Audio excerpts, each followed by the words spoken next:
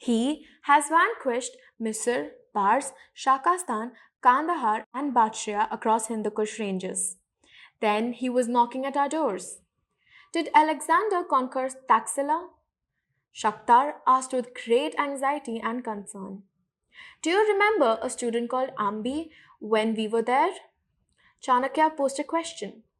I can't recall. Shakhtar tried to remember without any success. Thereby hangs a story. Chanakya revealed and recounted the Ambi connection. The story of Ambi.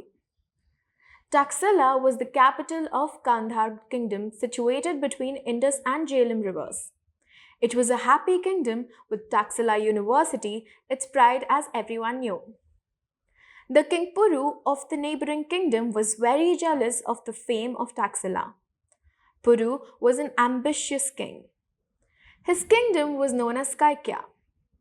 He already had annexed several small kingdoms by force or blackmail or through conspiracies. He had a very cunning set of ministers and army commanders who knew all the tricks of empire expansion business. The group had evolved a very efficient network of spies who could infiltrate into any enemy camp. The minister Acharya Chanakya was the brain of his group. It was no secret that King Puru had his greedy eyes on Gandhar. But Gandhar was not a small fry. A meticulous plan was required to conquer Gandhar. Indradat learned that the chief of the Gandhar army, Singnad, was living a lonely life. His beloved wife had passed away some years back, making his life empty. Cunning Indradat saw a chance there. An extremely beautiful girl used to do dirty jobs for Indradat. She was an expert spy. So, Indradat gave her the mission of winning the heart of the lonely commander of the enemy army. She successfully enticed the commander and brought him under her thumb. Singnad fell in love madly with the spy. He could do anything for her. She introduced more Kaikya spies to the Gandhar bigwigs. Other female spies trapped them in their love and debauchery. Thus, Gandhar was now completely enmeshed in the spy web of Kaikya. At an opportune moment, Indradat ordered his army to invade Gandhar. His army had no difficulty in vanquishing the enemy whose commanders had already been made ineffective by the spies. When the Kaikya army was marching into Gandhar, its army chief was playing with the lustrous hair locks of the beauty, who in fact was an enemy spy. The other high-placed persons of Gandhar were in the similar compromising situation. Gandhar king was caught by surprise. He never expected such treachery from the neighborhood king. He had to accept the defeat without any worthwhile resistance. The enemy king, Puru, showed magnanimity to the vanquished. He did not dethrone Gandhar king. He was only appointed representative governor of Gandhar for Puru. The victor had in a way offered a friendship deal. The defeated king gladly accepted the offer. When Puru visited Taxila, he was given a grand welcome. His officials were treated like lord. But Prince Ambi was not happy. His father's meek surrender to Puru angered him. The welcome extended to Puru anguished him. The prince could not accept the defeat of his army, which was engineered through dubious methods.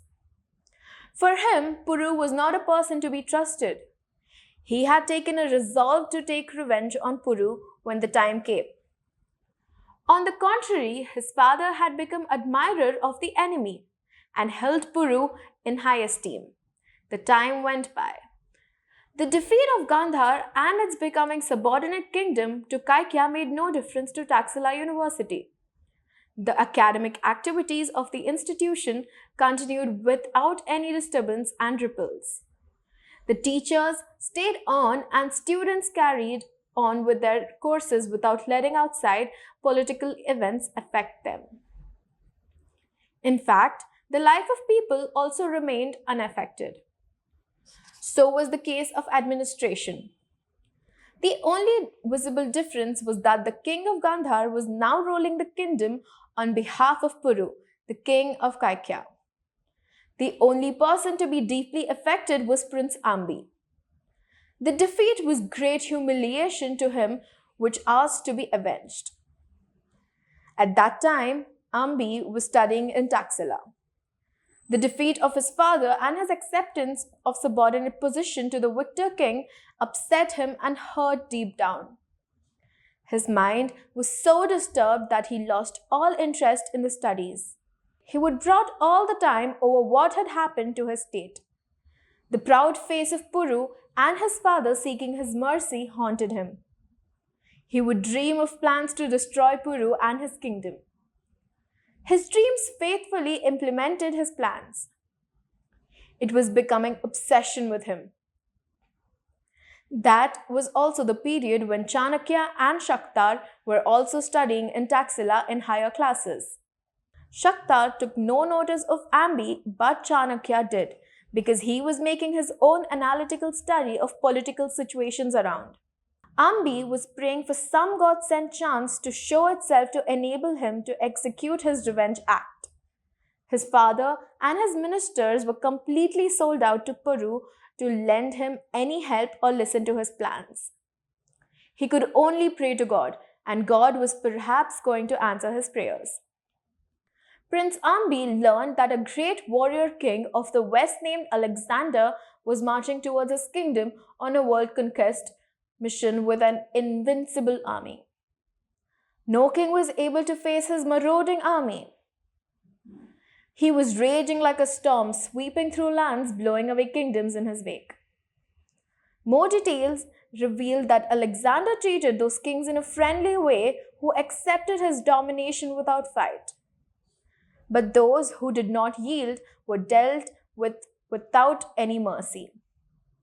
Such countries faced loot, plunder, and destruction.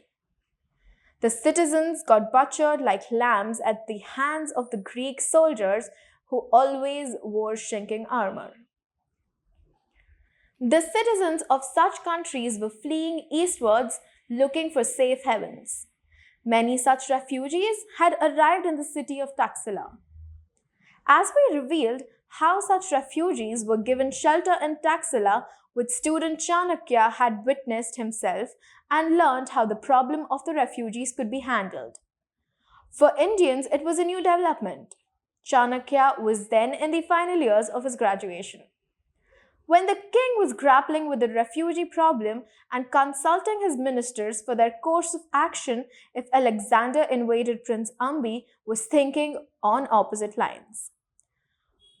What he liked about Alexander was that the Greek conqueror was very friendly to those who joined his camp voluntarily. The idea of befriending Alexander to take revenge on Puru flashed through his mind.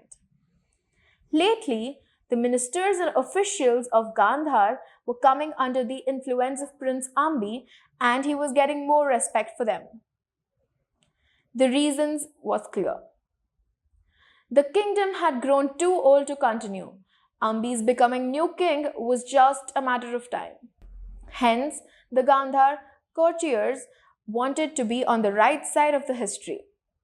The officials had begun to ingratiate themselves to the rising sun and would not hesitate taking order directly from him if it was safe. Ambi now had a group of cronies as well who surrounded him most of the time. Would-be sycophants were waiting to walk in.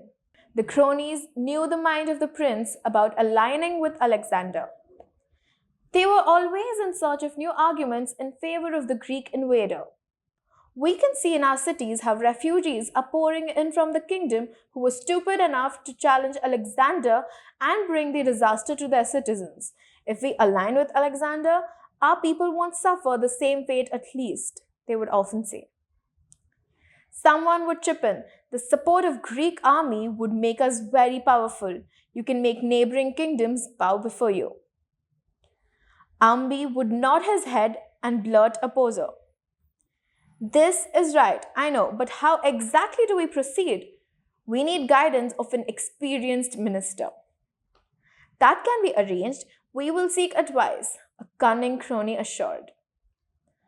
And you will be able to take revenge on King Puru for the defeat he heaped upon us. Would Alexander attack Kaikya for my sake? Ambi wondered. The crony explained he will attack for his own sake. Our army will assist Greeks and deal the death blow. Prince, it is no secret that Alexander is on the world conquest mission. He has reached Hindu Kush mountain range and is about to cross it to reach our lands. To proceed eastwards, he will have to march through our kingdom, Kaikya, Malwa, Katkana, Shudram, etc. Alexander will attack Kaikya anyway to further his campaign. As an ally, we can offer help in the battle against Puru. They will gladly accept our proposal to cut down their own losses as they would prefer to preserve their soldiers for wars yonder. It will be in their own interest. At the same time, we can easily deal with Puru with Greek army fighting alongside. I have no doubt about it. Ambi looked very pleased. He nodded his head at his crony, who was no idiot after all. A minister tipped them how the diplomatic work is done. According to the advice, Ambi sent a messenger envoy to Greek Emperor Alexander, who was camping at the place beyond Pushkarvali, the capital of the kingdom, on the west side of the river Indus, which was called West Kandhar. It was ruled by Hasti. Ambi's envoy made it to Alexander. The message of the prince pleased Alexander. He had won yet another kingdom without risking the life of his soldiers. He sent two of his representatives with the Ambi's envoy to work out the formal treaty. The envoy introduced the Greek soldiers to Ambi. The Greek officials were welcomed and put up in the royal guest house. The Greeks and Ambi held a meeting at night in the secret meeting room. Many important officials, ministers, and commanders were also there who had been won over by Ambi. The details of the treaty was being worked out. Meanwhile, loyal soldiers informed the king that a couple of Greek soldiers had been sighted in the palace in the company of the favorites of the prince. The king could not believe it. The old man was a traditional and orthodox person. For him, the persons of foreign origin were bad news. They only brought trouble, he believed. He had himself been for long preparing to face the foreign invaders. The presence of aliens in his palace was greatly disturbing. Something was going on around him surreptitiously that was confusing and beyond his comprehension. The old king went to the side of the palace, which was the domain of the Prince Ambi. The Greek soldiers were sighted there. The prince was not present in his chamber. He was in no other room. It meant he could only be in the secret meeting room. Why was he there if it was the truth? The king was confused. He opened the door of the meeting room. The scene inside shocked him. There inside indeed were two Greek soldiers, the prince and the big ones of his kingdom. It was apparent that some conspiracy was being hatched. The king spoke. What is going on here? Why this meeting with two aliens? Are they Greeks? Why no one told me about it? The sudden arrival of the king had stunned everyone there. The king's officials were red-faced as if caught in an obscene act. No one spoke. The prince gathered himself and went to the king and informed, "Father, nothing wrong is going on here. Do not worry. We are working out a treaty with great Emperor Alexander to see to it that he does not attack our peaceful kingdom. We don't need any war. I did not inform you because you are not keeping well and are too old to understand the modern day developments." The king announced, I may be old, but I know what is good for my land. We do not need any treaty with aliens. They are in fields. Expel the aliens from here. Let them come with force and we will meet them. Break up this meeting. The Greeks looked very embarrassed. The meeting was called off. The Greeks were not expelled as the king had wished.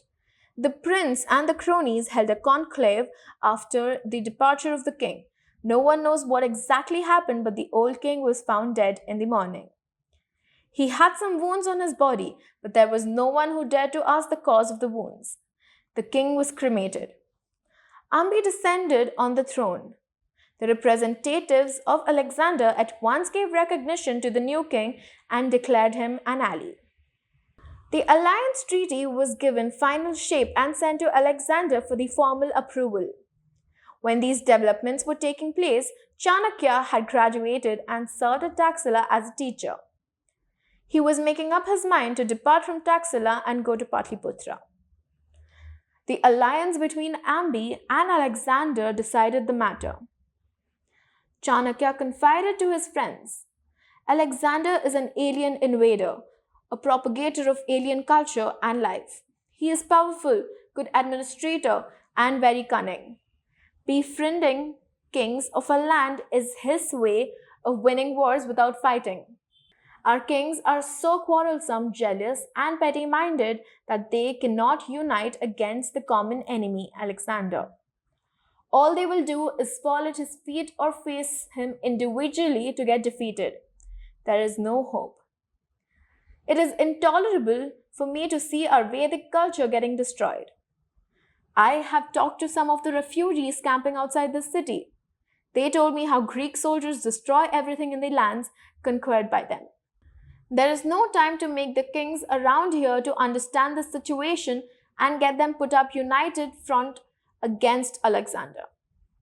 They are incapable of seeing the realities of Alexander being a calamitous disaster for our lands.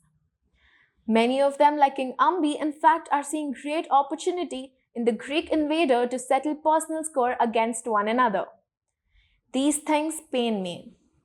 I want to go away from this hopeless darkness. I must move. Where would you go? A friend asked. Chanakya disclosed. I have decided to go to Patliputra, the capital of Magadha kingdom, although the king Dhanananda of that land is said to be arrogant and greedy. I can try to rally the kings of the eastern lands to face Alexander unitedly in the alliance with the great army of Magadha. The kings might see the point after hearing the destruction wrought by Alexander in western parts. It will take time for Alexander to reach those parts, allowing me time to organize the resistance if possible. Thus, Chanakya had departed before Greeks arrived in Taxila. From Taxila, he went to the kingdom of Kaikya, where he was met by the minister Indradutt, who also had been educated in Taxila. Chanakya informed him how Ambi had joined forces with Alexander and the king Puru of Kaikya was in danger of the Greek invasion.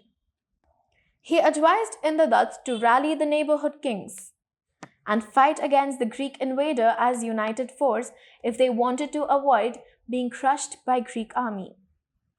Indradutt assured Chanakya that he would put forward his views to King Puru and see what happened, although time was running out for them. To bring the kings together would require years of efforts. The antagonisms of the kings against one another would not go away easily. Chanakya moved eastwards, warning the kingdoms against the invasion of Alexander. Meanwhile, the king of West Gandhar refused to bow to Alexander, who was now in a hurry to push on after striking alliance with Ambi of East Gandhar. The Greek army launched an attack on Pushkaravali, the capital. The king Hasti of West Gandhar faced the Greek army in the battlefield. Hasti was a man of honor and courage. He would not accept subordination of anyone. Hasti's army fought bravely, but it was outnumbered and outgunned by well-organized Greek soldiers who battled in compact formations not seen before by the W. The Greeks tried to capture Hasti, but he preferred to die fighting. His soldiers capitulated. Alexander celebrated the victory with great pomp and show. Ambi was given a grand reception as the chief invited guest. Alexander treated him like an equal and gave him treatment befitting a great king.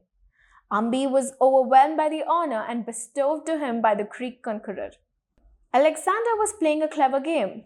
By honoring Ambi, he was sending a message to other kings that bowing to him would gain them great rewards and honor instead of destruction. An uncle of Ambi was appointed as satrap of W. Gandhar to rule the kingdom on behalf of the Greek emperor Alexander. It was another clever move to impress the locals. Army was overwhelmed at his gesture. He even began to nurse that hope that before returning Alexander might appoint him chief satrap of the vanquished lands of Bharat. Ambi brought Alexander and his army in grand procession to Taxila. A glittering reception was held in the court to royally welcome the Greek emperor. All the game houses and drinking homes were thrown open to Greek soldiers. Entire Taxila had become a recreation center for Greek soldiers courtesy King Ambi. While the soldiers busied in merrymaking, Alexander and his aides got busy in studying the local culture, ways of life, and literature. Accompanying Alexander were Greek scholars who were asked to explore ways to influence the local cultures with Greek culture. Alexander met scholars of Taxila University and exchanged thoughts.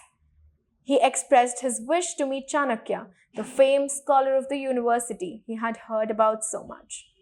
The emperor was informed that Chanakya had left Taxila for some reason.